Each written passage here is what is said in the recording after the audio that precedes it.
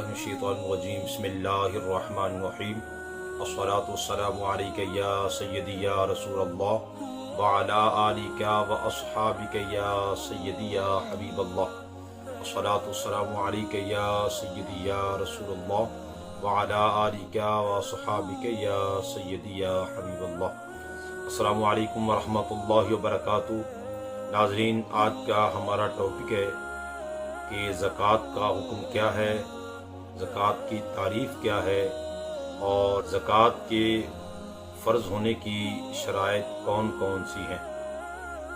तो नाज़रीन, ये इंतहाई अहम मौजू है। आज अक्सर अहबाब इससे बिल्कुल गाफिल रहते हैं, कोशिश नहीं करते ज़कात के मसाइल उसको सीखें। जब ज़कात के मसाइल मालूम होंगे फिर हमें मालूम होगा कि क्या मुझ पर ज़कात फ़र्ज़ है या नहीं। अगर फ़र्ज़ है तो कितनी देनी है, कब देनी है, किसको देनी है, किस माल से देनी है, किस से नहीं देनी। तो ये मसाइल इंतहाई अहम हैं। नाज़रीन, सबसे पहले हम देखते हैं कि ज़कात का हुक्म क्या है। तो ज़कात का हुक्म यह है कि ज़कात जो है ये इस्लाम के जो बुनियादी 5 अरकान हैं उनमें से एक रुकन ज़कात है। और ज़कात ये फ़र्ज़ है और जो इसका इनकार करे वो दायरे इस्लाम से खारिज है। और जो ज़कात जो अदा न करे इंतहाई सख्त गुनहगार है वो, और जहन्नम का वो हकदार है।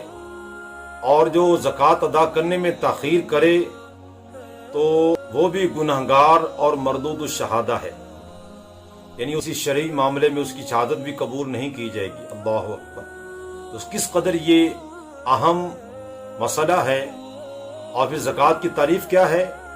ज़कात की तारीफ़ यह है कि अल्लाह ताला के लिए वो हिस्सा जो शरीयत ने मुकर्रर किया है उसका किसी फ़कीर को मालिक बना देना, ये ज़कात कहलाता है।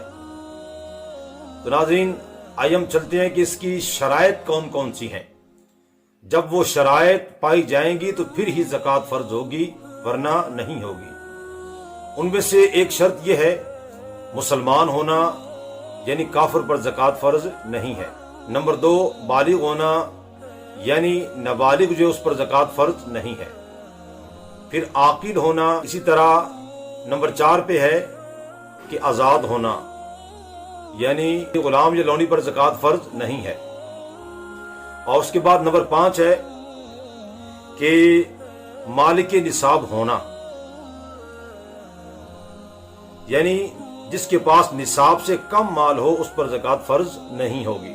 नंबर 6 पे है पूरे तौर पर माल का मालिक होना, यानी इस पर कब्जा भी हो तब ज़कात फ़र्ज है, वरना फ़र्ज नहीं होगी। मसलन किसी ने अपना माल जमीन में दफन कर दिया और जगह भूल गया, फिर बरसों बाद जगह याद आई और माल मिल गया, तो जब तक माल न मिला था उस वक़्त की ज़कात वाजिब नहीं है, इसलिए कि निसाब का मालिक तो था मगर उस पर उसका कब्जा नहीं था।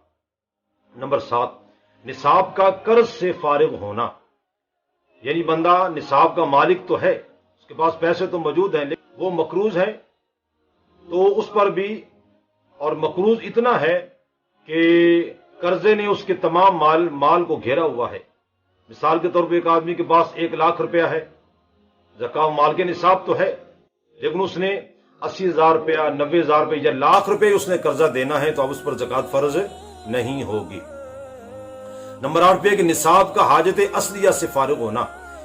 हाजत असलिया क्या है, यानी आदमी को जिंदगी बसर करने में जिन चीजों की जरूरत है, मसलन अपने रहने का मकान, सर्दियों गर्मियों के कपड़े, घरेलू सामान यानी खाने पीने और खाने पकाने के बर्तन, चारपाइयाँ, कुर्सियाँ, मेज, चूल्हे, पंखे वगैरह, और मोटरसाइकिल, गाड़ी जो उसने अपने घर के इस्तेमाल की रखी हुई है, इन तमाम मालों में ज़कात नहीं है, क्योंकि ये सब माल, जितना भी ये सामान है, ये हाजत असलिया से फारिग नहीं है।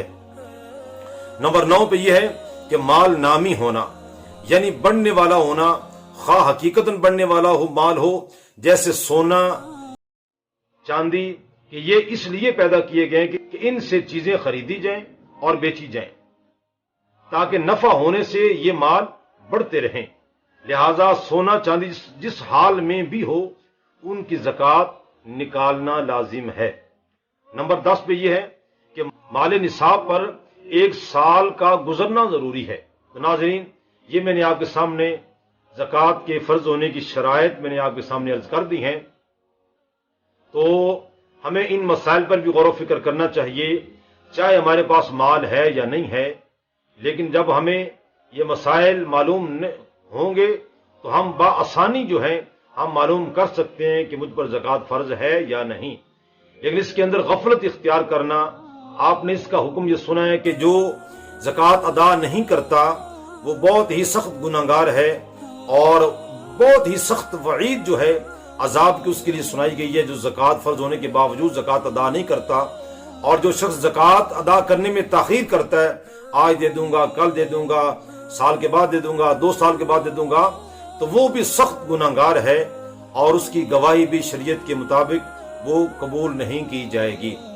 تو ناظرین، میں نے یہ جو مسائل آپ کے سامنے عرض کیے ہیں، یہ میری فتاوی عالمگیری اور جلد نمبر 1 صفحہ نمبر 160 تا 64 پر یہ مسائل بیان کیے گئے ہیں۔ دعا کرتا ہوں اللہ تعالی ہم سب کو عمل کی توفیق عطا فرمائے۔ جن پر زکوٰۃ فرض ہے، لازم ہے، اس میں تاخیر نہ کریں، جلد از جلد جو ہے اس زکوٰۃ ادا کی جائے تاکہ باقی مال جو ہے وہ محفوظ بھی ہو جائے اور وہ پاک بھی ہو جائے۔ اللہ تعالی ہمیں عمل کی توفیق عطا فرمائے۔ آمین ثم آمین، وآخر دعوانا الحمدللہ رب العالمین۔ اللہ